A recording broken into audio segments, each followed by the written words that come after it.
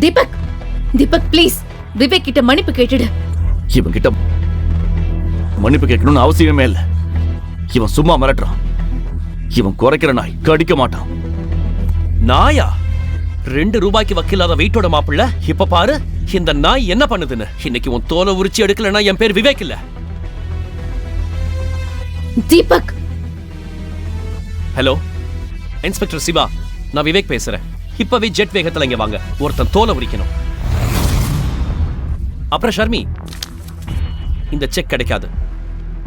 இன்னைக்கு அவன் ஜெயிலுக்கு போறது உறுதி. விவேக், விவேக், நான் தீபக் சார்பா உன்கிட்ட மன்னிப்பு கேட்டுக்கிறேன். இல்ல ஷர்மி, இவன் இன்னைக்கு ஜெயிலுக்கு போறத யாராலையும் தடுக்க முடியாது.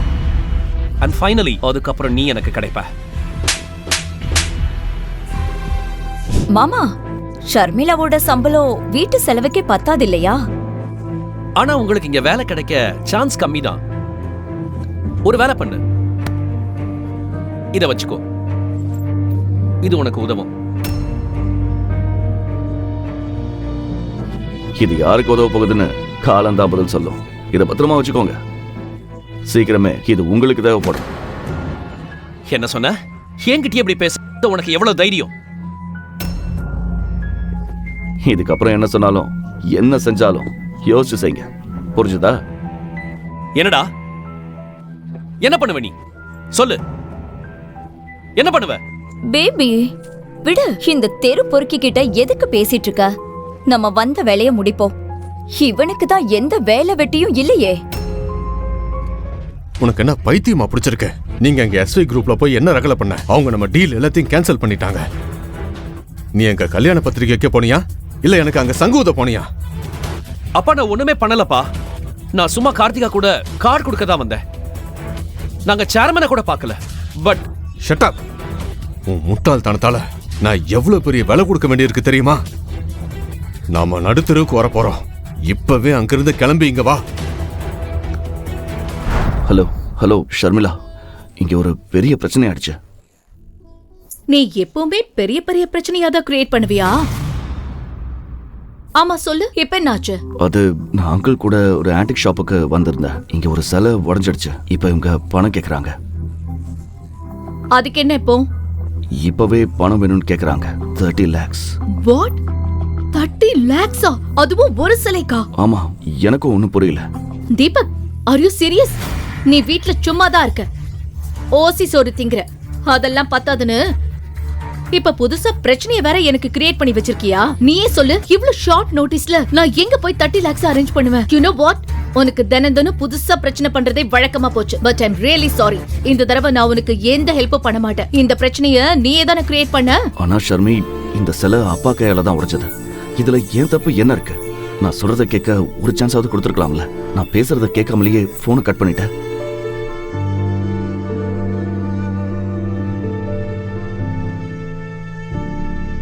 என்ன மிஸ்டர், 1 மணி நேரம் ஆச்சு, இன்னும் பணமும் வரல, உனக்கு ஹெல்ப் பண்ண ஆளும் வரல. இல்ல இந்த பெரியவர் வேற கடையை விட்டு ஓட பாக்குறாரு. நல்ல வேலை செக்யூரிட்டி வர பாத்துட்டாங்க. இல்லனா எஸ்கேப் ஆக பிளான் பண்ணிட்டீங்களா? பாருங்க மிஸ்டர், மணி 2 ஆகுது. 5 மணிக்குள்ள இந்த ஆன்டிக் சிலையோட பணத்தை கட்டலனா நான் போலீஸை வர வச்சு இந்த பெரியவரை உள்ள தள்ளிடுவேன். அப்புறம் இந்த பாடி கார்ட்ஸ் உங்களை நல்லா கவனிப்பாங்க. புரிஞ்சுதா? சார் புரிஞ்சுது. ப்ளீஸ் ஒரு 2 நிமிஷம். சரி, நாங்க இதை எப்படியாவது ஷார்ட் அவுட் பண்ணிடுறோம். அங்கிள், பணம் கட்டாம இவங்க நம்மள போக விட மாட்டாங்க. ஆனா எனக்கு ஜெயிலுக்கு போக பயமா இருக்கு. ப்ளீஸ் நீ ஏதாச்சும் பண்ணு. எனக்கு பதிலா நீ ஜெயிலுக்கு போயிடு. எப்படியும் என் குடும்பம் 3 வருஷமா உனக்கு சோறு போட்டு தங்க இடம் கொடுத்துருக்குல்ல, எனக்காக இதை கூட செய்ய மாட்டியா நீ? அங்கிள், நான் ஜெயிலுக்கு போறதுல பிரச்சனை இல்லை. ஆனா நீங்க உடைச்சது சிசிடிவில ரெக்கார்ட் ஆயிருக்கு. அப்படி விட மாட்டாங்க. அந்த மேனேஜர் எப்படி மறைச்சிட்டு போறான்னு பாத்தீங்க? பேசாம பணத்தை கொடுத்துருங்க. 30 லட்சம் கொடுக்கணும். என் பாக்கெட்ல 30 ரூபாய் கூட இல்ல. நான் சம்பாதிக்கல. எனக்கு செலவுக்கே ஷர்மிளா தான் காசு தரா. என்கிட்ட வேலையும் இல்ல, காசும் இல்ல. நான் எப்படி கட்ட முடியும்? நீ ஷர்மிளாவுக்கு ஃபோன் பண்ணு. நான் அவளுக்கு ஃபோன் பண்ணேன். அவ நான் சொல்றதை கேட்காமலேயே கட் பண்ணிட்டா. நீ ஒரு யூஸ்லெஸ், சுத்த வேஸ்ட். என் பொண்ணு முன்னாடி உன்னால வாயை திறந்து பேசக்கூட முடியல. அவளுக்கு கால் பண்ணு, நான் பேசுறேன். Deepak, are you mad? வேலை நேரத்துல டிஸ்டர்ப் பண்ணாதன்னு சொன்னல, இப்ப மறுபடியும் கால் பண்ற? குட்டிமா, நான் டேடி பேசுறேன்டா. டாட்? ஆமாம்மா, எனக்கு உன் உதவி வேணும். என்கிட்ட இருந்த ஒரு சிலை உடஞ்சி போச்சு. இவங்க அதுக்கு பணம் கேட்குறாங்க. கொடுக்கலனா ஜெயிலுக்கு அனுப்புவோன்னு சொல்றாங்க. ஆனா டாட், நீங்க ஜெயிலுக்கு போகணுமா? தப்பு பண்ணது தீபக், அதுக்கு எதுக்கு நீங்க ஜெயிலுக்கு போகணும்? இல்லடா, அது ஆக்சுவலா என் கைப்பட்டு தான் உடஞ்சுது. சிலைய போட்டோ எடுக்கும்போது தவறுதலா கைப்பட்டு கீழே விழுந்துருச்சு.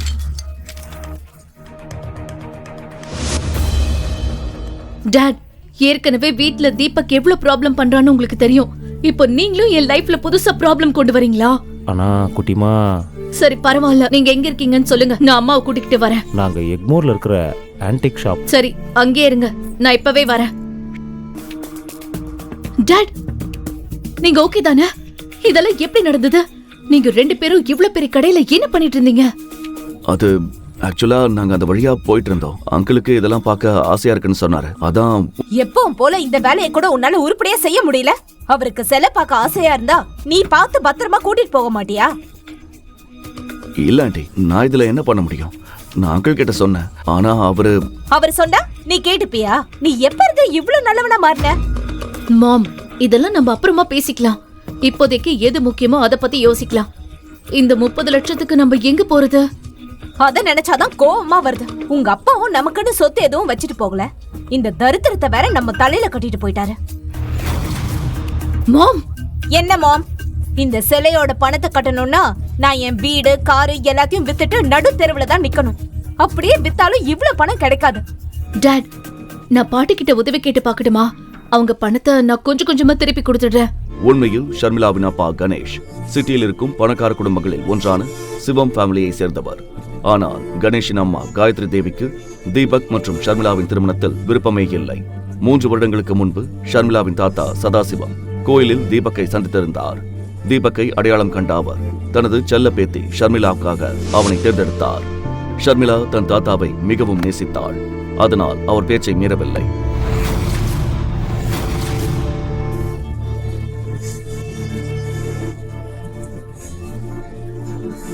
ஆனால் திருமணம் முடிந்த சில காலத்திலேயே சதாசிவம் இறந்து விட்டார். அவர் ஏன் தீபக்கை தேர்ந்தெடுத்தார், அவருக்கு எப்படி தீபக்கை தெரியும் என்ற ரகசியமும் அவருடனேயே புதைந்து விட்டது. அவர் போன பிறகு குடும்பத்தின் அதிகாரம் ஷர்மிளாவின் பாட்டி காயத்ரி தேவி கைக்கு வந்தது. காயத்ரி தேவிக்கு குடும்ப கௌரவம் மிக முக்கியம். அவரால் தன் குடும்பத்தில் தீபக் என்ற பெயரை சகித்துக் கொள்ள முடியவில்லை. அதனால் அவர் கணேஷ் மற்றும் அவர் குடும்பத்தை சிவம் குடும்ப மாளிகையை விட்டு பிரித்து வைத்தார். ஆனா ஷர்மிளா, பாட்டி உனக்கு ஹெல்ப் பண்ண மாட்டாங்க. அதுக்கு என்ன காரணம்னு உனக்கே தெரியும். பரவாயில்ல மாம், ஒரு வாட்டி பேசி பாக்குறதுல என்ன தப்பு? நான் கால் பண்றேன். ஹலோ பாட்டி, நான் அட, உன் நம்பர் என்கிட்ட இருக்கு. என்ன விஷயம்னு சொல்லு.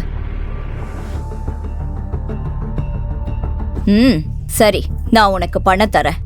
ஆனா அதுக்கு பதிலா நீ என்னோட ஒரு கண்டிஷனை ஏத்துக்கணும். கண்டிஷனா? என்ன கண்டிஷன்? நம்ம குடும்பம் சீக்கிரமே சென்னையோட மிகப்பெரிய கம்பெனியான SV குரூப்ஸோட சேர்ந்து பிசினஸ் பண்ண போறோம். உனக்கு என் மேல கொஞ்சமாவது மரியாதை இருந்தா, இல்ல நீ என்ன பாட்டியா மதிச்சா, இப்பவே இந்த நிமிஷமே நீ டிவோர்ஸ் பண்ணிடு. அப்புறம்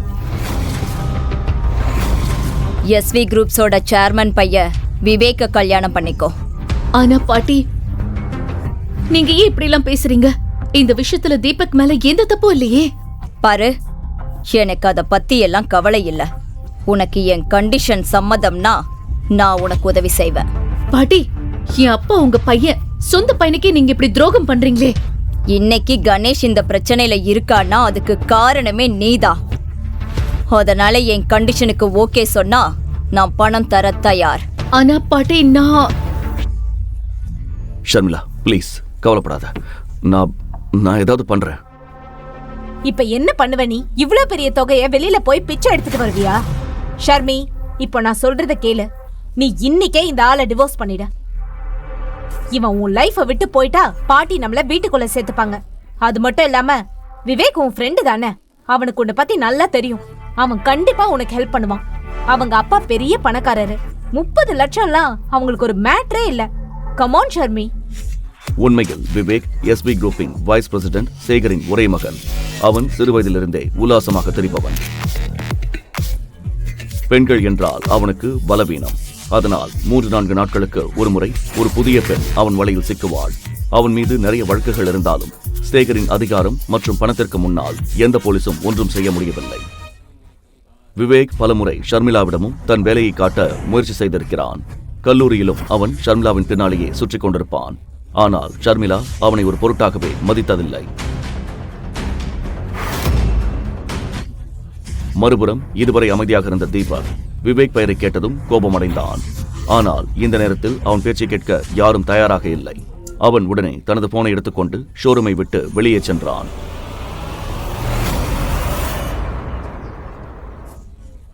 ஷோரூமுக்கு வெளியே சென்றதும் அவன் மொபைலில் ஒரு நம்பரை டயல் செய்தான். போன் ரிங் ஆக அவன் இதய துடிப்பும் வேகமாகிக் கொண்டே இருந்தது.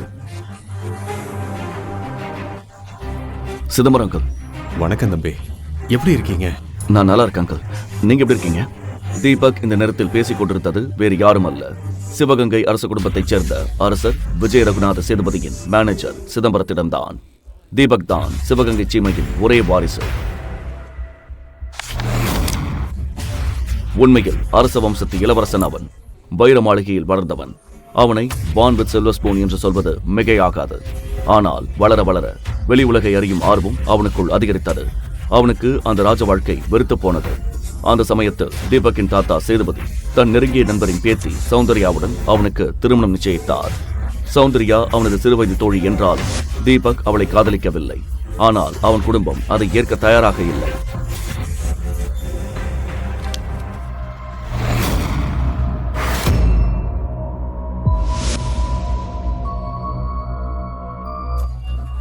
எனவே திருமணம் நிச்சயிக்கப்பட்ட அன்று அலங்கரிக்கப்பட்ட மண்டபத்தை விட்டு தீபக் ஓடிவிட்டான். வைர மாளிகையில் இன்றும் அந்த மண்டபம் அப்படியே அலங்கரிக்கப்பட்டிருக்கிறது.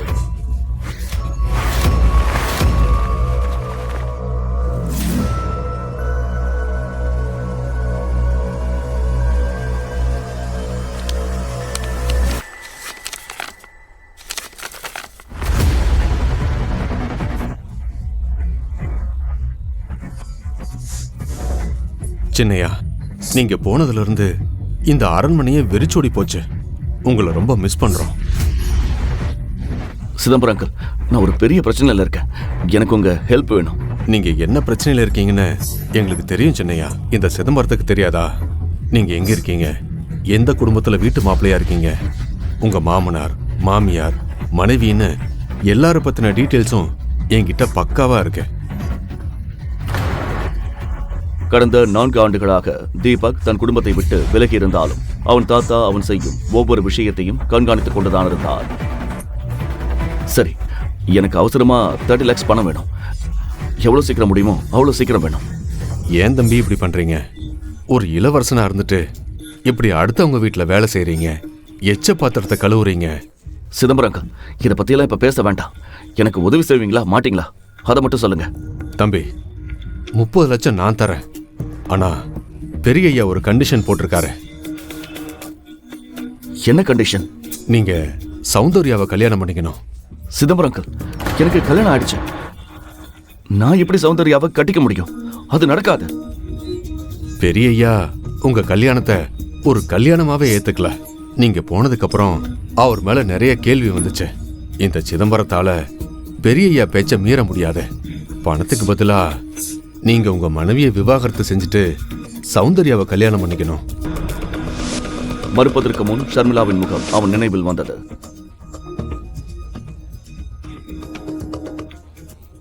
அவள் தன் மானத்தை பணயம் வைத்து விவேக் போன்ற ஒரு பொறுக்கியிடம் உதவி கேட்க போய் கொண்டிருந்தாள்.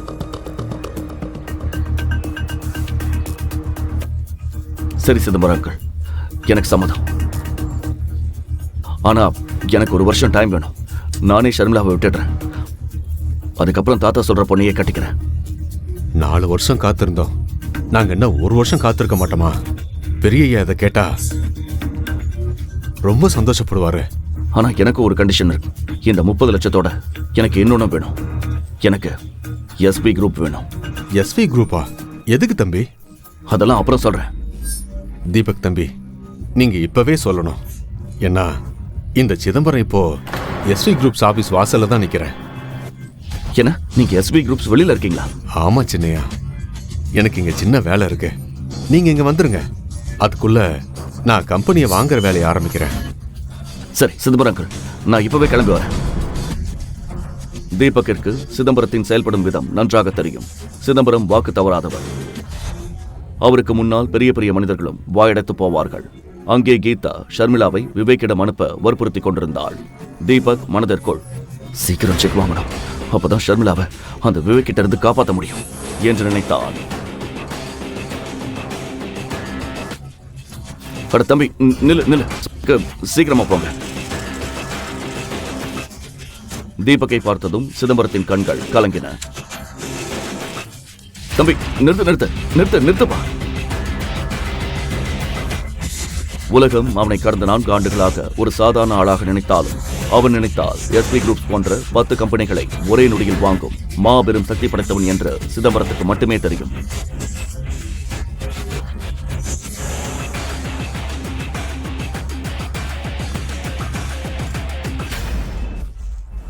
சிதம்பரங்கள், கம்பெனி வாங்குற ஃபார்மாலிட்டிஸ் முடிச்சதா? உங்க ஃபோன் வந்ததுமே எல்லாத்தையுமே முடிச்சிட்டேன். நீங்க சைன் பண்ணா மட்டும் போதும்.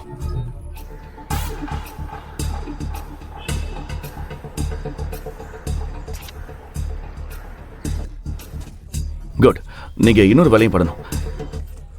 இந்த கம்பெனி சேர்மன் சேகர், அவன் பையன் விவேக், சேகர் பர்மிஷன் இல்லாம இங்க எதுவும் நடக்காதுன்னு கேள்விப்பட்டேன். உண்மைதான். நைஸ். சேகர் ரொம்ப உழைச்சிட்டாரு. அவருக்கு ரெஸ்ட் தேவை. அவரை கம்பெனியை விட்டு தூக்கிட்டு நேரா ஜெயிலுக்கு அனுப்புங்க. இனிமே இந்த கம்பெனி பவர் உங்க கையில தான். நீங்க என்ன வேணா பண்ணலாம். நீங்க நினைச்சா நீங்களே சேர்மன் ஆகலாமே தம்பி. இல்லங்க, எனக்கு சேர்மன் பதவி வேணாம். இந்த கம்பெனியோட வைஸ் சேர்மன் யாரு? ஆதவன். அப்போ ஆதவனுக்கு ஃபோன் பண்ணி அவர் தான் இந்த கம்பெனியோட நியூ சேர்மன் சொல்லிடுங்க. சிதம்பரத்தை பார்த்து யாரும் கேள்வி கேட்க துணிய மாட்டார்கள். தீபக்கின் கண்களில் ஒரு புது ஒளி தெரிந்தது.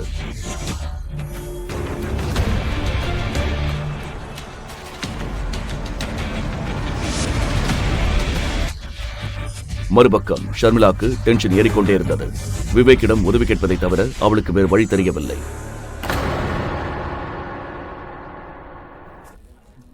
இங்கே தீபக் மற்றும் சிதம்பரம் ஆபீஸுக்குள் நுழைய அங்கே 32 வயது மதிக்கத்தக்க ஒரு பெண் அவர்களை கேபினுக்குள் நுழைய விடாமல் தடுத்தாள். நீங்க 2 பேரும் எப்படி உள்ள வந்தீங்க? யாரை கேட்டு வந்தீங்க? அவள் சேகரின் பர்சனல் செக்ரட்டரி ஷாலினி. அவளுக்கு சிதம்பரம் யார் என்று தெரியாது. நான் இங்க சேர்மன் மிஸ்டர் ஆதவனை பார்க்க வந்தேன். மிஸ்டர் ஆதவன் இந்த கம்பெனியோட வைஸ் சேர்மன். அப்பாயின்மெண்ட் இல்லாம உங்களை மாதிரி சேல்ஸ்மேன் யாரையும் அவர் பார்க்க மாட்டாரு. செக்யூரிட்டியை கூப்பிடுறதுக்குள்ள வெளியில போங்க. செக்யூரிட்டி. கௌதமுக்கு ஷர்மிளாவிடமிருந்து போன் வந்தது. ஆனால் போனை எடுப்பதற்குள் பேட்டரி தீர்ந்து போனதால் போன் ஸ்விட்ச் ஆஃப் ஆனது. ஏமா, யாருக்கிட்ட பேசுறேன்னு தெரியுமா? இவர் சிவகங்கையோட. சிதம்பரங்கள், எனக்கு டைம் ஆகுது. ப்ளீஸ் மிஸ்டர் ஆதவனை வர சொல்லுங்க. ஹலோ. ஆதவனுக்கு சிதம்பரத்தை நன்றாக தெரியும். அவர் செய்து கொண்டிருந்த வேலையை விட்டுவிட்டு உடனே ஓடி வந்தார். பாருங்க, நான் உங்க 2 பேருக்கும் லாஸ்ட் வார்னிங் தரேன். மிஸ் ஷாலினி, கெஸ்ட் கிட்ட இப்படி தான் பிஹேவ் பண்ணுவீங்களா? சாரி சார், ஆனா ஷட் அப். உன்னோட இந்த திமிருக்கு உன்னை வேலையை விட்டு தூக்க முடியும்னு உனக்கு தெரியும்ல?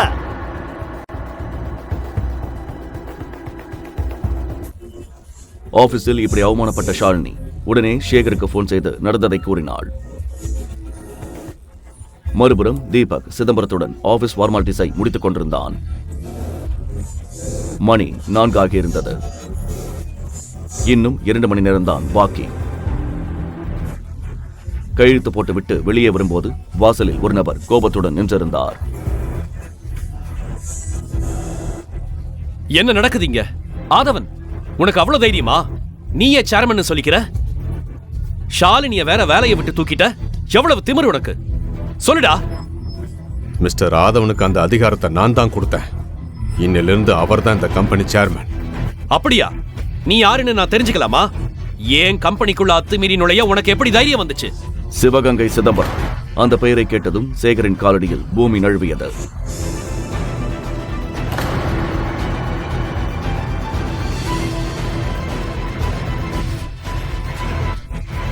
மிஸ்டர் சிதம்பரம், நீங்க முன்னாடியே சொல்லியிருக்கலாமே. நீங்க வருவீங்கன்னு தெரிஞ்சிருந்தா.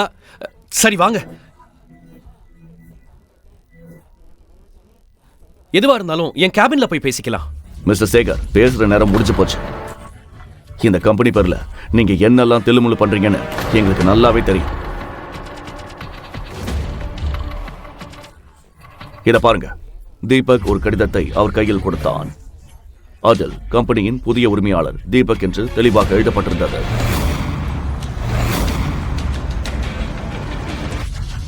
சிதம்பரம், மிஸ்டர் ஆதவன், உங்ககிட்ட பேசணும், வாங்க. கேபினுக்குள் நுழைந்ததும் தீபக் கடிகாரத்தை பார்த்தான்.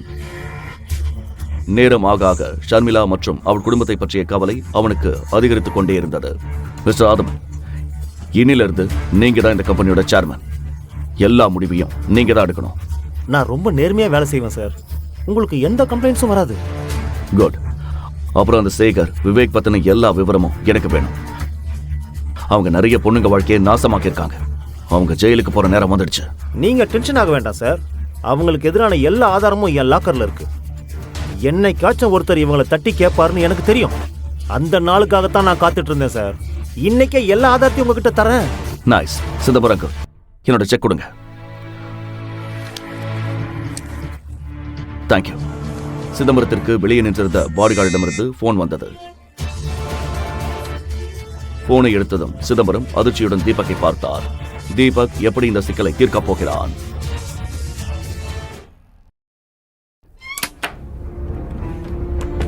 சின்னையா, ஷர்மிளா இப்பதான் விவேக் ரூமுக்கு போயிருக்காங்க.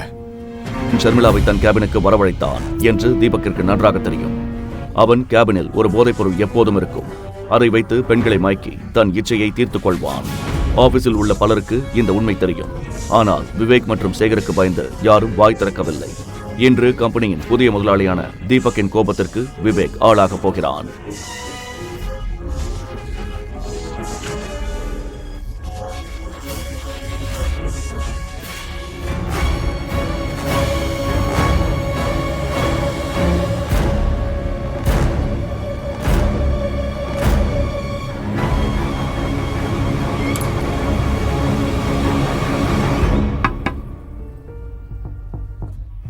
Come in.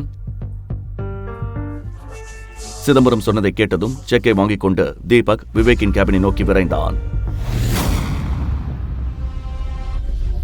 நீங்க யாரும் போக வேண்டாம். சின்னையா அந்த விஷயத்தை அவரே பார்த்துப்பார்.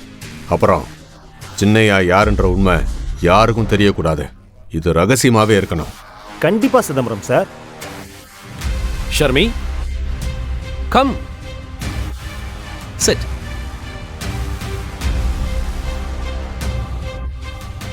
So, எப்படி போயிட்டு இருக்கு? ஷர்மிளா கேபினுக்குள் வந்ததும் விவேக்கிடம் எல்லா விஷயத்தையும் சொன்னாள். தீபக்கின் கண்களில் பதற்றம் அதிகரித்துக் கொண்டே இருந்தது. ஷர்மி, இவ்வளவு பெரிய விஷயம் நடந்திருக்கு, இப்போ வந்து என்கிட்ட சொல்ற? இதெல்லாம் நீ முன்னாடியே என்கிட்ட சொல்லியிருக்கணும். Have a drink. இல்ல விவேக், நான் ட்ரிங்க் பண்ண மாட்டேன். What is this, Sharmi? இவ்வளவு தூரம் வந்திருக்க, ஒரு ட்ரிங்காவது சாப்பிடு. இல்ல விவேக், ரொம்ப அர்ஜென்ட். பணம் வாங்கிட்டு சீக்கிரமா கடைக்கு போகணும். ஓ ஆமா, உங்க அப்பா வெயிட் பண்ணிட்டு இருப்பார்ல. நான் இப்பவே உனக்கு செக் தரேன். வெயிட்.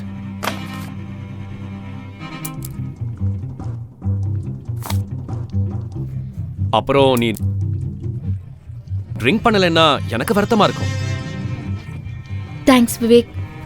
ஆனா என்னால ட்ரிங்க் பண்ண முடியாது. நான் உன் பணத்தை எவ்வளவு சீக்கிரம் முடியுமோ அவ்வளவு சீக்கிரம் திருப்பி தந்துடுறேன். எனக்கு பணம் எல்லாம் ஒரு விஷயமே இல்ல. விவேக் மெல்ல ஷர்மிளாக்கு அருகில் வந்தான். அவன் கண்களில் வஞ்சக எண்ணம் தெளிவாக தெரிந்தது. யூனோ ஷர்மி, உங்க அப்பாவை இன்னைக்கு ஜெயிலுக்கு போறதுல இருந்து யாராலையும் காப்பாற்ற முடியாது accept me. Come on, just one drink குடிச்சிட்டு செக்க வாங்கி போய்கிட்டே இரு. இதுல யோசிக்க என்ன இருக்கு?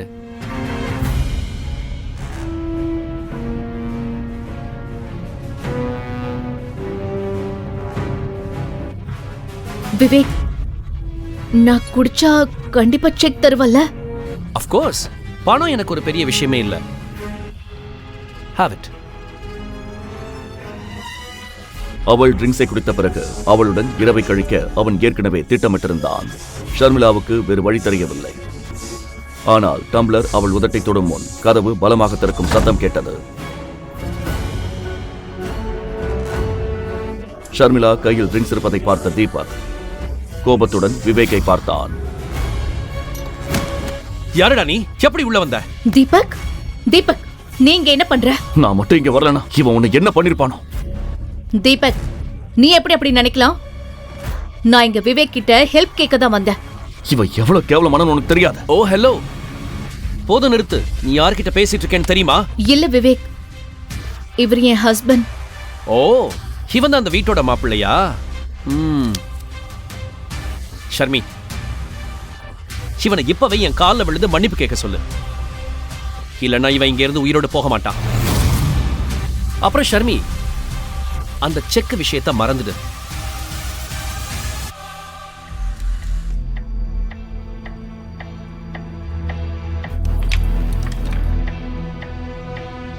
யூனோ, 3 வருஷத்துக்கு முன்னாடி ஒன்ன மாதிரியே ஒருத்தன் என் கேபினுக்குள்ள நுழைய பார்த்தான். அவன் பணத்தை அவங்க வீட்டுல இன்னும் தேடிக்கிட்டு இருக்காங்க.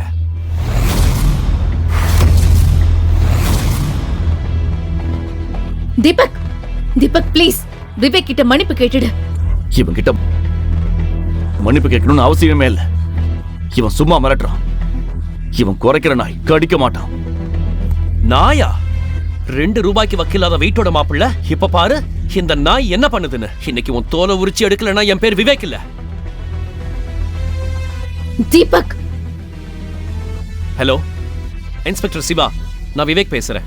இப்பவே ஜெட் வேகத்துல இங்க வாங்க. ஒருத்தன் தோலை உரிக்கணும். அப்புறம் ஷர்மி, இந்த செக் கிடைக்காது. இன்னைக்கு அவன் ஜெயிலுக்கு போறது உறுதி. விவேக், விவேக், நான் தீபக் சார்பா உன்கிட்ட மன்னிப்பு கேட்டுக்கிறேன். இல்ல ஷர்மி, இவன் இன்னைக்கு ஜெயிலுக்கு போறதை யாராலையும் தடுக்க முடியாது. அண்ட் ஃபைனலி அதுக்கப்புறம் நீ எனக்கு கிடைப்ப. தீபக், நீ என்ன பண்ற? You are finished, man. இந்த அறை உனக்கு ரொம்ப காஸ்ட்லியா இருக்க போகுது.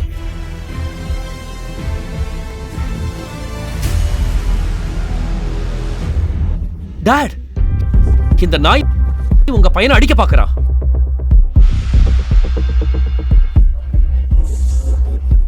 தன் அப்பா கைவிலங்குடன் இருப்பதை பார்த்து விவேக் அதிர்ந்து போனான். அவன் சுதாரிப்பதற்குள் போலீஸ்காரர்கள் அவனை பிடித்து கைவிலங்கு மாட்டி மண்டியிட வைத்தனர். இன்ஸ்பெக்டர், உங்களுக்கு என்ன பைத்தியமா பிடிச்சிருக்கு? மிஸ்டர் விவேக், மக்களை ஏமாத்துனதுக்காகவும் நிறைய பொண்ணுங்க வாழ்க்கையை நாசமாக்குனதுக்காகவும் உன்னையும் உங்க அப்பாவையும் அரெஸ்ட் பண்றேன். டாடி, இவன் என்ன வளர்றான்? சேகரின் பாடிய முகம் நடந்ததை சொல்லாமல் சொன்னது. ஷர்மிளாக்கு ஒன்றும் புரியவில்லை. இன்ஸ்பெக்டர் சார், இவன் என் மனைவிக்கு ட்ரிங்க்ஸ் கொடுக்க பார்த்தான். அதுல ட்ரக்ஸ் கலந்திருக்கு. ப்ளீஸ் செக் பண்ணுங்க. இன்ஸ்பெக்டர் தன் கைக்குட்டையில் அந்த பானத்தை ஊற்றினார். சிறிது நேரத்தில் கைக்குட்டை நீல நிறமாக மாறியதைக் கண்டு அனைவரும் அதிர்ச்சி அடைந்தனர்.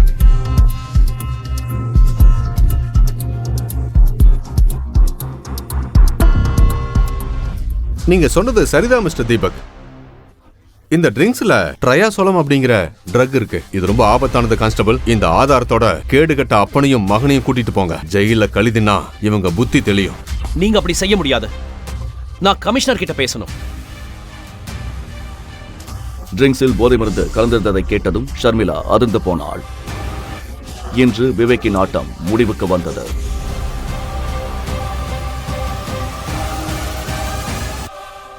ஷர்மி, இப்போது தீபக்கிடம் சொல்ல நிறைய விஷயங்கள் இருந்தன. ஆனால் அவன் இப்போது உண்மையை சொல்ல விரும்பவில்லை. இனிமே பயப்பட தேவையில்லை. அவங்க பண்ண தப்புக்கு தண்டனை கிடைச்சிருச்சு. தீபக் தன் சட்டைப்பையிலிருந்து 30 லட்சத்துக்கான செக்கை எடுத்து ஷர்மிளாவிடம் நீட்டினான். இத பாரு, அங்கிளை காப்பாத்த நான் பணத்துக்கு ஏற்பாடு பண்ணிட்டேன். ஆனா இவ்வளவு பெரிய தொகையை இவ்வளவு சீக்கிரம் நீ எப்படி ரெடி பண்ண? உண்மையை சொன்னால் பெரிய பிரச்சனை வரும் என்று தீபக் அமைதியாக இருந்தான். தீபக், நான் உன்கிட்ட தானே கேக்குறேன், இந்த செக் உனக்கு யார் கொடுத்தா? அது நான் என் ஃப்ரெண்ட் ஒருத்தங்கிட்ட கடன் வாங்கினேன். அவன் கம்பெனில நிறைய லாபம் வந்துச்சான். அதான் எனக்கு கடனா கொடுத்தான்.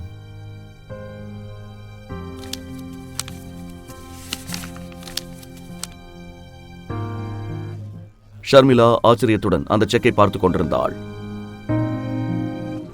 இந்த பணத்தை நம்ம பொறுமையா திருப்பி தரலாம், அவனுக்கு ஒன்றும் அவசரம் இல்ல.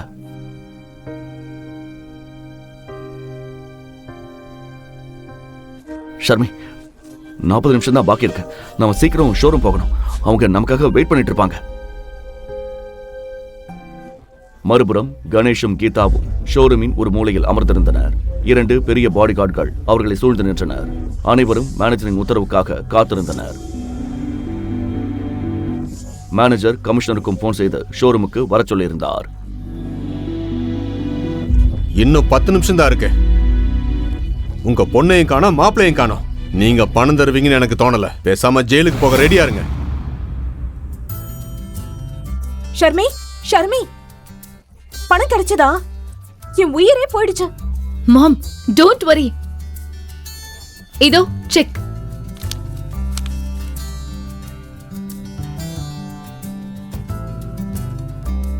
பாத்தியா, நான் தான் சொன்னேன்ல, விவேக் கண்டிப்பா நமக்கு ஹெல்ப் பண்ணுவான்னு. அவன் ரொம்ப நல்ல பையன், தங்கமானவன். அவன் எங்க, உன் தீபக் எங்க? பாரு தீபக், இந்த செக்க பாத்தியா? இதெல்லாம் உன் தகுதிக்கு மீறின விஷயம். விவேக் என் பொண்ணோட ஃப்ரெண்ட். என் பொண்ணுக்கும் உனக்கும் இனி செட் ஆகாது. நீ இன்னைக்கே அவளை விவாகரத்து பண்ணிட. என் பொண்ணோட வாழ்க்கையை உன்ன மாதிரி ஒருத்தன் கூட பார்க்க எனக்கு சகிக்கல. அவளுக்கு நான் எவ்வளவு கனவு கண்டு வச்சிருந்தேன், ஆனா கடைசியில நீ வந்து தொலைச்சிட்ட. மாம், நீங்க நினைக்கிற மாதிரி எதுவும் இல்ல. ஆக்சுவலா நீ சும்மா இருமா, உனக்கு எது சரின்னு தெரியல. இவன் உன் கழுத்தை பிடிச்ச சனிய. இவனை ஏன் கழட்டி விட மாட்டேங்கிற? விவேக் பெயரை கேட்டதும் ஷர்மிளாக்கு அந்த ட்ரிங்க்ஸ் விஷயம் நினைவுக்கு வந்தது. மாம், இந்த பணத்தை தீபக் தான் கொடுத்தான், விவேக் தரல.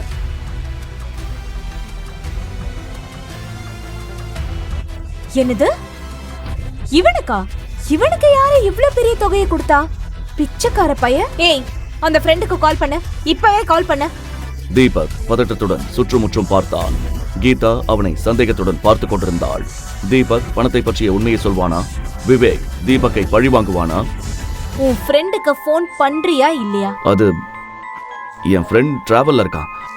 அவன் அசிஸ்டன்ட் தான் எனக்கு இந்த செக் கொடுத்தான். நீங்க வீட்டுக்கு போய் உங்க சண்டையை வச்சுக்கோங்க. முதல்ல இந்த செக்கை கொடுங்க. ஆமா, இந்தாங்க செக்.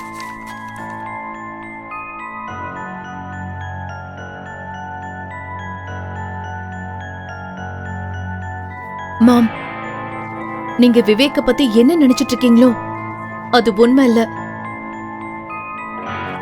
விவேக் பணத்துக்கு பதிலா என்கிட்ட தப்பா நடந்துக்க பார்த்தான்.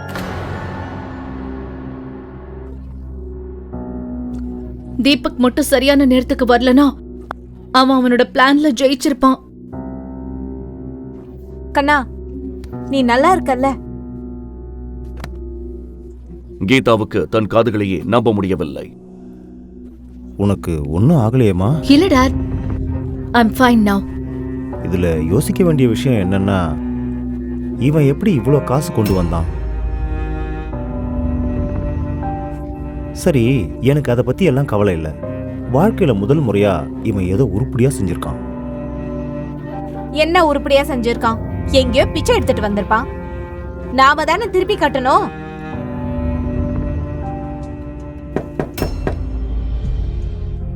மாம், இதெல்லாம் வீட்ல போய் பேசலாமே, எல்லாரும் நம்மளே பாக்குறாங்க.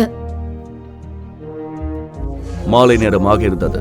கீதா தீபக்கை திட்டுவதற்கான எந்த வாய்ப்பையும் தவறவிட விரும்பவில்லை. மாம்,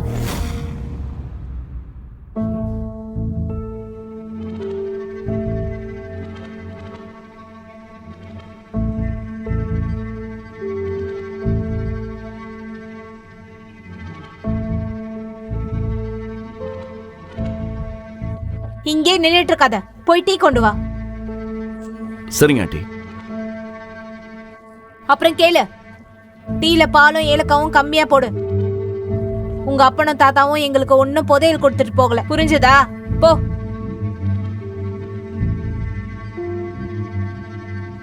இதை கேட்டு தீபக் மனதிற்குள் சிரித்துக் கொண்டான். ஏனெனில் ஷர்மிளாவின் தாத்தா சதாசிவம் தொழில் தொடங்க பணமே தீபக்கின் தாத்தா தான் கொடுத்திருந்தார். ஒரு காலத்தில் சதாசிவத்தின் முன்னோர்கள் சிதம்பரத்தைப் போல அரசு குடும்பத்திற்கு வேலை செய்தவர்கள் தான். எதுக்கு பல்ல காட்டுற? நீ தான் எல்லா பாலாடையையும் தின்னுடுவேன்னு எனக்கு தெரியும். டீ நல்லா இல்லனா அந்த டீ கப்ல இருக்காது, உன் மேலதான் இருக்கும். புரிஞ்சுதா? சரி. Thank you Sharmi for the money you gave. ஆனா இத வச்சு என்ன பண்றது? இந்த கௌதம் இதை எங்க இருந்து கொண்டு வந்தானோ அங்கேயே திருப்பி கொடுக்கணும். இப்போதைக்கு கழுத்துல இருக்க சுருக்கு கயிறு அவிழ்ந்ததா நினைச்சுக்கோ.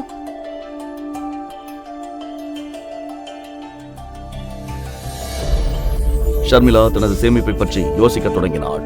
ஏனென்றால் தீபக் வாங்கிய பணத்தை அவள் சீக்கிரம் திருப்பி கொடுக்க வேண்டும். அப்போது வழக்கம் போல் தீபக் சாப்பாட்டை பற்றி கேட்க வந்தான். ஏனென்றால் வீட்டில் கீதாவுக்கும் கணேஷுக்கும் அடிக்கடி வெவ்வேறு விருப்பங்கள் இருக்கும். மாம், இப்போதைக்கு நம்ம சேவிங்ஸ்ல எவ்வளவு இருக்கோ அதை கொடுத்துடலாம். மீதி பணத்தை நான் கொஞ்சம் கொஞ்சமா தீபக் கிட்ட கொடுத்துடுறேன். சரி, முதல்ல அவன் கிட்ட கேளு, அவன் பணக்கார ஃப்ரெண்ட மீதி காசை அப்புறமா வாங்க ஒத்துக்குவானான்னு. ஏன்னா நம்ம கிட்ட வெறும் 5 லட்சம் தான் இருக்கு. ஒருவேளை அவன் ஒத்துக்கலன்னா? இல்லாண்டி அவனுக்கு ஒன்னும் அவசரம் இல்ல, பொறுமையா கொடுத்தா போதும்னு சொல்லிட்டான். அப்ப சரி, நாம அப்புறமாவே கொடுத்துக்கலாம். ஆனா மாம், இப்போதைக்கு இந்த 5 லட்சத்தை கொடுத்துடலாம்ல? ஆமா, கண்டிப்பா. உன் புருஷன் மாதிரி நான் யாருக்கும் பாரமா இருக்க விரும்பல.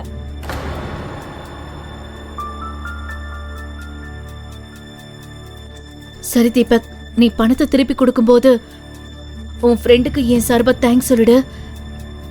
நமக்கு பெரிய உதவி பண்ணிருக்காரு.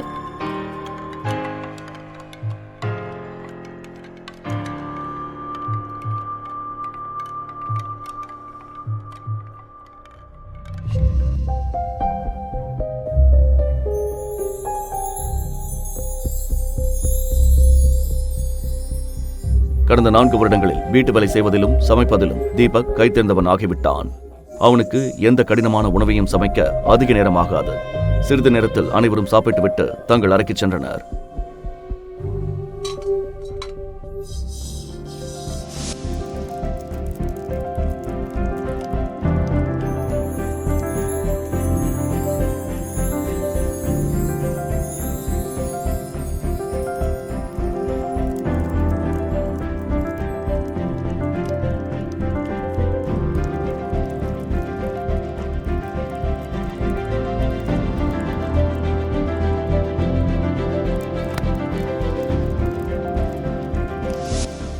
ஆனால் தீபக்கின் வேலை முடியவில்லை. அவன் சமையல் அறையில் பாத்திரங்களை கழுவிக் கொண்டிருந்தான். தீபக் காலப்போக்கில் தன்னை எல்லாவற்றிலும் மாற்றிக்கொண்டிருந்தான். பாத்திரங்களை கழுவிக் கொண்டிருக்கும் போது திடீரென ஷர்மிளாவின் முகம் அவன் நினைவில் வந்தது. இன்று முதல் முறையாக ஷர்மிளாவின் கண்களில் தனக்கான மரியாதையை அவன் கண்டான். அவன் அதை நினைத்து சிரித்துக் கொண்டிருக்கும் போதே அவன் போன் அடித்தது. சாரி சார், டிஸ்டர்ப் பண்ணிட்டேனா? அப்பாயின்மெண்ட் லெட்டரில் உங்கள் சைன் வேணும் சார். நாளைக்கு எப்போ வரீங்க? நான் நாளை காலையில் ஆஃபீஸ் வந்துடுறேன். Okay sir. இவ்வளவு ராத்திரியில யார்கிட்ட போன்ல பேசிட்டு இருக்க? அது கிரெடிட் கார்டு காரங்க. எப்போ பார்த்தாலும் ஃபோன் பண்ணி டார்ச்சர் பண்றாங்க. எனக்கும் கடுப்பா இருக்கு.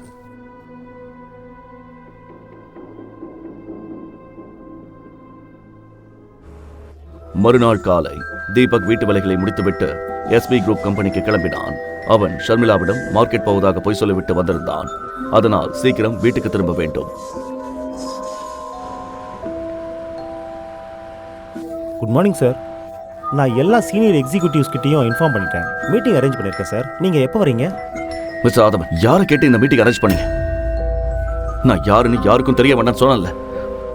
Please cancel the meeting. I am sorry sir. நான் மீட்டிங்கை கேன்சல் பண்ணிடுறேன். நீங்கள் டென்ஷன் ஆகாதீங்க. உங்களை பற்றி யாருக்கும் தெரியாது. குட். நான் உங்களை உங்கள் கேபினில் மீட் பண்ணுறேன்.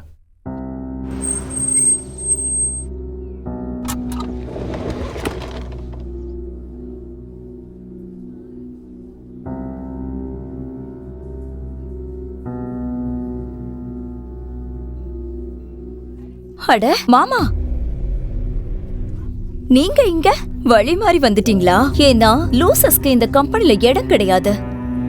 அவனுக்கு முன்னால் நின்று கொண்டிருந்த பெண் வேறு யாரும் அல்ல, ஷர்மிளாவின் கசன் கார்த்திகா தான். கார்த்திகாவுக்கு சிறு வயதிலிருந்தே ஷர்மிளாவை பிடிக்காது. அதற்கு பல காரணங்கள் இருந்தன. ஷர்மிளா சிறு வயதிலிருந்தே புத்திசாலி, பார்ப்பதற்கு மிகவும் அழகாக இருப்பாள். ஷர்மிளாவுக்கு தீபக் போன்ற ஒரு உதவாக்கரை கணவனாக கிடைத்ததில் கார்த்திகாவுக்கு தான் அதிக மகிழ்ச்சி. ஒரு நிமிஷம். இன்னும் சில தினங்களில் கார்த்திகாவின் திருமணம் நகரின் மிகப்பெரிய பணக்காரரான கேசவனின் ஒரே மகன் சித்தார்த்துடன் நடக்கவிருந்தது. கேசவனும் எஸ்வி குரூப்ஸுடன் சேர்ந்து பிசினஸ் செய்பவர்தான். எஸ்வி குரூப்ஸின் தயவால் தான் அவருக்கு சென்னையில் பெரிய செல்வாக்கு இருந்தது. இந்த செல்வாக்கையும் பெயரையும் பார்த்துதான் ஷர்மிளாவின் பாட்டி காயத்ரி தேவி தன் பேத்தி கார்த்திகாவுக்கு திருமணத்தை சித்தார்த்துடன் முடிவு செய்தார். தீபக் வழக்கம் போல் கார்த்திகாவின் கிண்டல்களை கேட்டு அமைதியாக நின்றார். சரி விடு, நீ என்னத்த சொல்ல போற? எங்கள மாதிரி ஆளுங்க முன்னாடி நிக்கிற தகுதி கூட இல்ல உனக்கு. வெல், நாங்க சேகர் அங்கிளை பார்த்து எங்க இன்விடேஷன் கார்டு வைக்க வந்தோம். நீ வேணும்னா கல்யாணத்துக்கு வரலாம். உனக்கு நான் வெயிட்டர் வேலை ரிசர்வ் பண்ணி வைக்கிறேன். உங்க கல்யாணத்துல வெயிட்டரா இருக்கிற ஆசை எனக்கு கொஞ்சம் கூட இல்ல.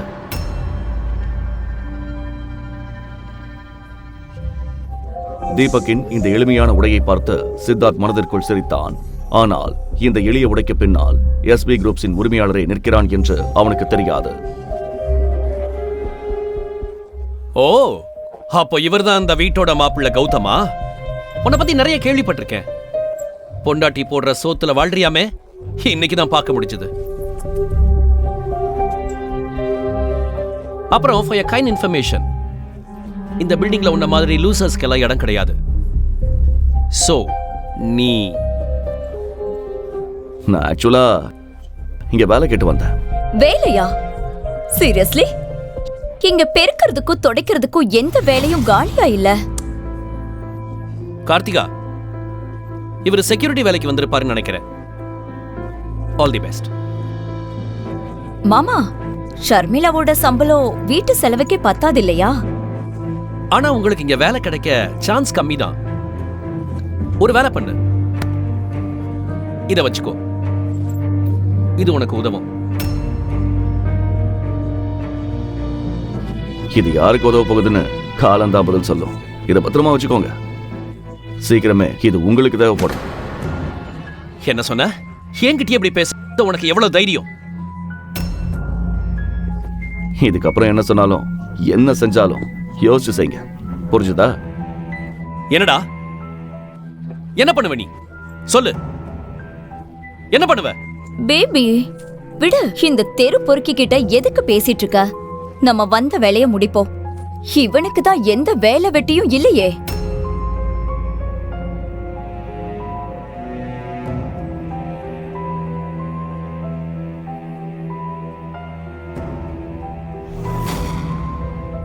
கார்த்திகாவும் சித்தார்த்தும் சேர்மன் கேபினில் ஓரத்தில் போய் நின்றனர். சித்தார்த்தின் மனதில் தீபக் சொன்ன வார்த்தைகளை ஓடிக்கொண்டிருந்தன. விடு பேபி, நீ இன்னும் அந்த வீட்டோட மாப்பிளைய பத்தியே யோசிச்சுட்டு இருக்கியா? கார்த்திகா, இவன் தப்பான ஆள்கிட்ட மோதிட்டான்.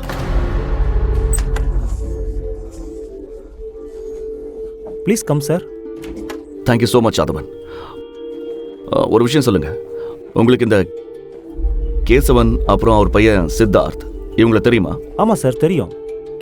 கேசவன் சார் நம்ம கம்பெனி கூட ரொம்ப வருஷமாக பிஸ்னஸ் பண்ணுறாரு. சரி, இன்னிலிருந்து கேசவன் கம்பெனி கூட எஸ்பி குரூப்ஸ் வேலை செய்யாது.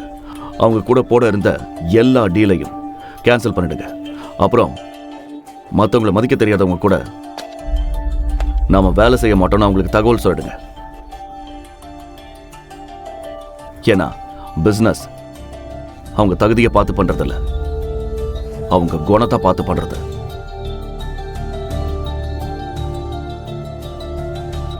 சித்தார்த் தீபக் சேர்மனுடன் பேசுவதை பார்த்து விடுவானா? தீபக் கொண்டு வந்த பணத்திற்கு பின்னால் இருக்கும் உண்மையை ஷர்மிளா தெரிந்து கொள்வாளா? தீபக் சொன்னதை கேட்டதும் ஆதவன் உடனே கேசவனுக்கு கால் செய்தார்.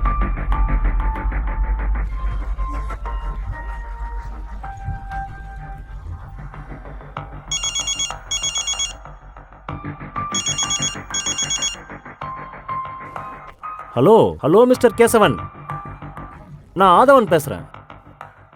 எஸ்வி குரூப்ஸோட புது chairman. Yes yes yes mister ராதவன். உங்களுக்கு ஒரு பேட் நியூஸ். இன்னிலிருந்து எஸ்வி குரூப்ஸ் உங்க கூட சேர்ந்து வேலை செய்யாது.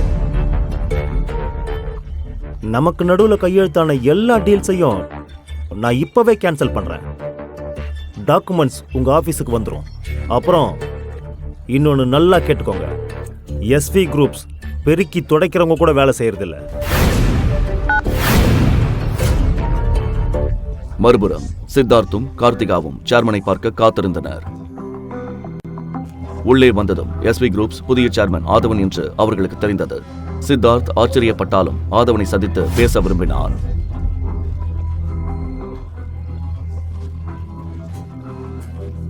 என்ன எவ்வளவு நேரம் வெயிட் பண்றது? சேர்மன் சாரை கூப்பிடுங்க. என் பேரு சித்தார்த். அவருக்கு என்ன பத்தி நல்லா தெரியும். Yes sir. ஆதவனிடம் பேசிய பிறகு ரிசப்ஷனிஸ்ட் செக்யூரிட்டிக்கு கால் செய்தார். ஹலோ செக்யூரிட்டி, சீக்கிரம் சேர்மன் சார் கேபினுக்கு முன்னாடி வாங்க. சேர்மன் என்ற வார்த்தையை கேட்டதும் செக்யூரிட்டி கார்டு துப்பாக்கியுடன் ஓடி வந்தார். சித்தார்த்தும் கார்த்திகாவும் என்ன நடக்கிறது என்று புரிந்து கொள்வதற்குள் துப்பாக்கி ஏந்திய காவலர் அவர்கள் முன் நின்றார். ஹலோ, உங்களுக்கு என்ன பைத்தியமா? ஏன் இப்படி பண்றீங்க? I am sorry mister Siddharth. ஆனா உங்க கம்பெனி கூட இருந்த எல்லா டீலையும் எஸ்வி குரூப்ஸ் கேன்சல் பண்ணிடுச்சு. அப்புறம் பெருக்கி துடைக்கிறவங்க கூட வேலை செய்ய முடியாதுன்னு சேர்மன் சார் சொல்லிட்டாரு. என்ன உளறிட்டு இருக்கீங்க? நான் ஆக்சுவலா இங்க வேலை கேட்டு வந்தேன். சீரியஸ்லி? இங்க பெருக்கிறதுக்கும் துடைக்கிறதுக்கும் எந்த வேலையும் காலியா இல்ல என்று எஸ்வி குரூப் நிறுவனம் அவர்களது ஒப்பந்தங்கள் அனைத்தையும் ரத்து செய்தார். அவர்கள் ஒரே இரவில் நடுத்தருவிற்கு வந்து விடுவார்கள். திடீர்னு எப்படி நீங்க இப்படி முடிவெடுக்கலாம்? எங்க அவரு? நான் அவரை பார்க்கணும். செக்யூரிட்டி, சீக்கிரமா உங்களை வெளியில அனுப்புங்க. காவலர் சித்தார்த்தின் கையை முறுக்கி அவனை கீழே உட்கார வைத்தார். சித்தார்த் வலியால் துடித்தான். விடுங்க. இதை பார்த்ததும் கார்த்திகா உடனடியாக அவனை காப்பாற்ற வந்தார். ப்ளீஸ் ப்ளீஸ், நீங்க அப்படி செய்யாதீங்க. நாங்க போயிடுறோம். கார்த்திகா அழுவதை பார்த்ததும் காவலர் சித்தார்த்தின் கையை விட்டார். அப்போது அவனுக்கு கேசவனிடமிருந்து போன் வந்தது.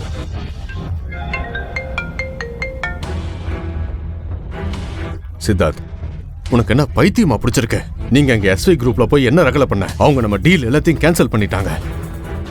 நீ எங்க கல்யாண பத்திரிகை வைக்க போனியா இல்ல எனக்கு அங்க சங்கூத போனியா? அப்பா, நான் ஒண்ணுமே பண்ணலப்பா. நான் சும்மா கார்த்திகா கூட கார்டு கொடுக்க தான் வந்தேன்.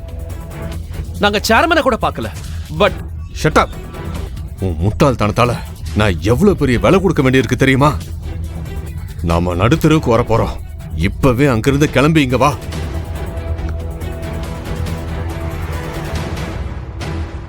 வாங்க சார், வெளியில போலாம்.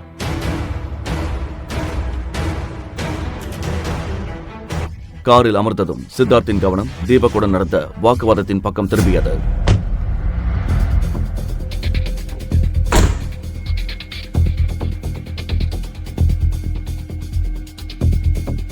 கார்த்திகா, எனக்கு என்னமோ இது எல்லாம் அந்த தீபக்கோட வேலையா இருக்கும்னு தோணுது. என்ன?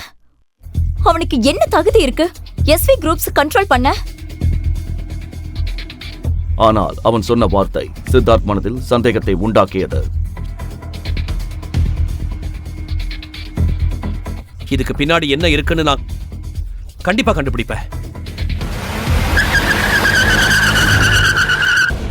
சித்தார்த்துக்கு பாடம் புகட்டியதில் தீபக் மனதிற்குள் மகிழ்ச்சியாக இருந்தான்.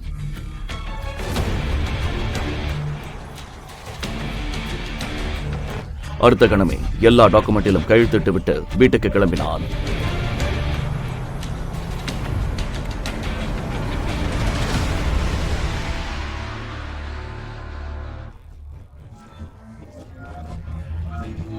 ஆனால் வீட்டுக்கு வந்ததும் அவன் சிரித்த முகம் வாடி போனது. ஆல் சோஃபாவில் ஷர்மிளாவின் பாட்டி காயத்ரி தேவி அமர்ந்திருந்தார். அவர் முகத்தில் இருந்த கடுமையை பார்த்தாலே கணேஷின் இந்த சிறிய வீட்டில் இருப்பது அவருக்கு பிடிக்கவில்லை என்பது தெளிவாக தெரிந்தது. கணேஷை மாளிகையை விட்டு பிரிந்த பிறகு காயத்ரி தேவி கணேஷின் வீட்டுக்கு வந்ததே இல்லை. இன்று திடீரென அவரை பார்த்ததும் தீபக்கின் மனதில் பல கேள்விகள் எழுந்தன. அவன் காயத்ரி தேவியின் காலில் விழுந்து ஆசீர்வாதம் வாங்க போனான். தீபக்கை பார்த்ததும் காயத்ரி தேவி முகத்தை திருப்பிக் கொண்டார். ஏனென்றால் அவருக்கு தீபக்கை சுத்தமாக பிடிக்காது. ஹாலில் ஒரு விசித்திரமான அமைதி நிலவியது.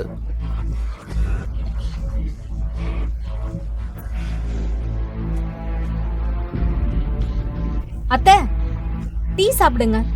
காயத்ரி தேவி அந்த கப்பை தொடாமலேயே முகர்ந்து பார்த்தார். இவ்ளோ தண்ணியா இருக்கு டீ? பால் ஆட முழுசையும் நீயே முழுங்கிடுவ போல. அதான் டீ தண்ணியாவும் நீ குண்டாவும் ஆயிட்டு இருக்க. தூக்கி குப்பையில போடு இத. கீதா எப்படி தீபக்கை திட்டுவதற்கு ஒரு வாய்ப்பை கூட விடமாட்டாளோ அதேபோல் காயத்ரி தேவியும் கீதாவை கேவலப்படுத்துவதை வழக்கமாக வைத்திருந்தார். எல்லாரும் கேளுங்க, நான் இங்க கார்த்திகாவோட கல்யாண பத்திரிக்கை வைக்க வந்தேன். ஆக்சுவலா நீங்க இந்த கல்யாணத்துக்கு வரணும்னு எனக்கு ஆசையே இல்லை. ஆனா பார்ட்டிக்கு வர மத்தவங்க தேவையில்லாத பிரச்சனைய உண்டு பண்ணிடக் கூடாதுன்னு தான் கூப்பிடுறேன். ஏன்னா நீங்க தான் நம்ம குடும்பமானத்தை சமூகத்துல ரொம்ப நல்லா வாங்கி வச்சிருக்கீங்களே.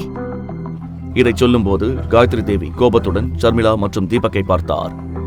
அவர் கண்களில் நெருப்பு தெரிந்தது. அதனால கல்யாணத்துக்கு வாங்க, ஆனா வெறும் கையோட வராதீங்க. நல்ல காஸ்ட்லியான கிஃப்டா எடுத்துட்டு வாங்க. கணேஷோட தம்பி சுந்தர் கார்த்திகாவுக்கு 35 லட்சம் ரூபாய் கார் பரிசா தர்றான்.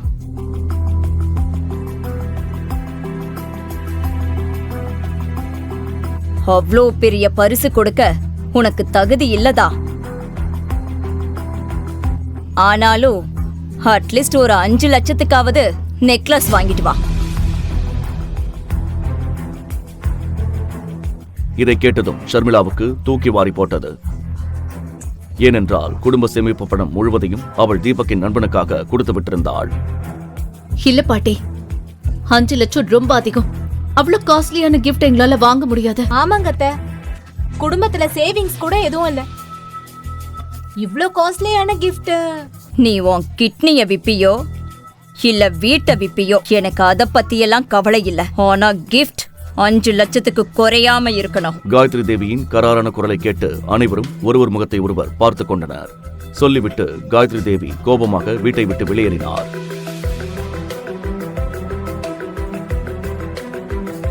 அஞ்சு லட்சத்தை என்னமோ 5 ரூபாய் மாதிரி கேக்குறாங்க. கார்த்திகா கல்யாணத்துக்கு மட்டும் இவ்ளோ ஆடம்பரமா? அப்போ ஷர்மிளா கல்யாணத்துக்கு மட்டும் இவங்களுக்கு என்ன வந்துச்சு? ஷர்மி, நான் ஷர்மிளா கல்யாணத்துல வந்த மொய் கவர் எல்லாத்தையும் பிரிச்சு பார்த்தேன். எவனும் 500 ரூபாய்க்கு மேல வைக்கல. ஓசில வந்து தின்னுட்டு போயிட்டானுங்க. ஆனா கார்த்திகா கல்யாணத்துக்கு 5 லட்சத்துல கிஃப்டா? 30 லட்சத்துல காரா? கடவுளே, என்ன கொடுமை இது. ஆனா கீதா அம்மா சொல்லிட்டாங்க, நாம கொடுத்துதானே ஆகணும். என்ன கொடுக்கணும்? உங்களுக்கு மூளை இருக்கா இல்ல கழட்டி வச்சுட்டு வந்துட்டீங்களா? உங்களுக்கு ஞாபகப்படுத்துறதுக்காக சொல்றேன். நம்ம தலை மேல ஏற்கனவே 27 லட்சம் கடன் இருக்கு. எங்க இருந்து வாங்குறது இவ்ளோ காஸ்ட்லி கிஃப்ட்? அம்மா எவ்வளவு கோவமா போனாங்கன்னு பார்த்தல்ல. நாம ஒரு வேலை பண்ணலாம், நம்ம வீட்டை அடமானம் வச்சிடலாம். அதுல நெக்லஸும் வாங்கிக்கலாம். மீதி பணத்தை தீபக் ஃப்ரெண்டுக்கும் கொடுத்துடலாம். டாட், என்ன பேசுறீங்க நீங்க? கார்த்திகா கல்யாணத்துக்கு கிஃப்ட் வாங்க வீட்டு அடமான வைக்கிறதா? பாட்டியோட அந்த போலி கௌரவத்துக்காகவா? அப்புறம் நாம எங்க இருப்போம்? நடு தெருவுலையா? இதை சொல்லும்போது கீதா கோபத்துடன் கணேஷ் மற்றும் தீபக்கை உரைத்து பார்த்தாள். ஷர்மி, என்கிட்ட கொஞ்சம் பணம் இருக்கு. நாம ஏதாவது விலை கம்மியா ஒரு நெக்லஸ் வாங்கலாம். ஓகே மாம், மார்க்கெட்ல அழகா கம்மியான விலையில டிசைன்ஸ் இருக்கும். I know. தீபக், கார் எடு போலாம்.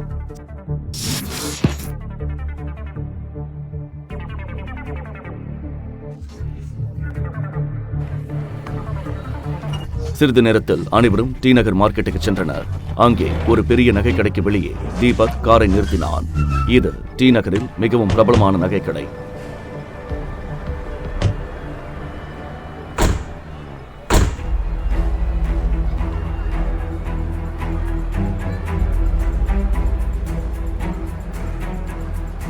ஷர்மிளாவுக்கு தனது பட்ஜெட் நினைவுக்கு வந்தது. அது ஒன்றுமே இல்லை என்று சொல்லலாம். சிறிது யோசனைக்கு பிறகு அனைவரும் கடைக்குள் சென்றனர்.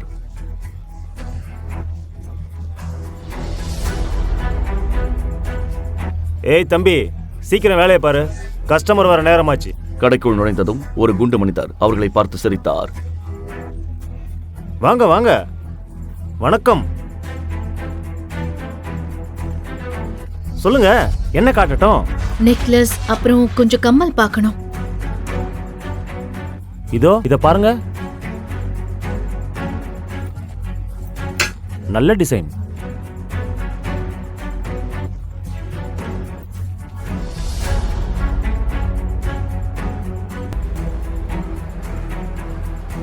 ஷர்மிளா ஒவ்வொரு நெக்லஸையும் பார்க்கும் போதும் அதன் விலையைத்தான் முதலில் பார்த்தாள்.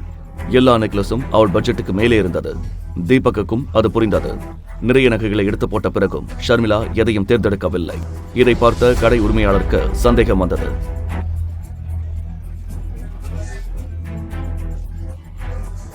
தீபக்கும் ஷர்மிளாவும் சைகையில் பேசிக் கொள்வதை பார்த்ததும் இவர்கள் ஏமாற்று பேர் வழிகளோ என்று நினைத்தார். அடுத்த நொடியே அவர் வெளியே நின்றிருந்த செக்யூரிட்டிக்கு சைகை காட்டினார். காவலர்கள் உடனே உள்ளே வந்து ஷர்மிளா, தீபக் மற்றும் கீதாவை கண்காணிக்க தொடங்கினர். இதை பார்த்த ஷர்மிளாவும் கீதாவும் பயந்து போயினர். முழு கதையையும் கேட்டு மகிழ பாக்கெட் FM ஆப்பை டவுன்லோட் செய்யுங்கள். லிங்க் டிஸ்கிரிப்ஷனில் கொடுக்கப்பட்டுள்ளது.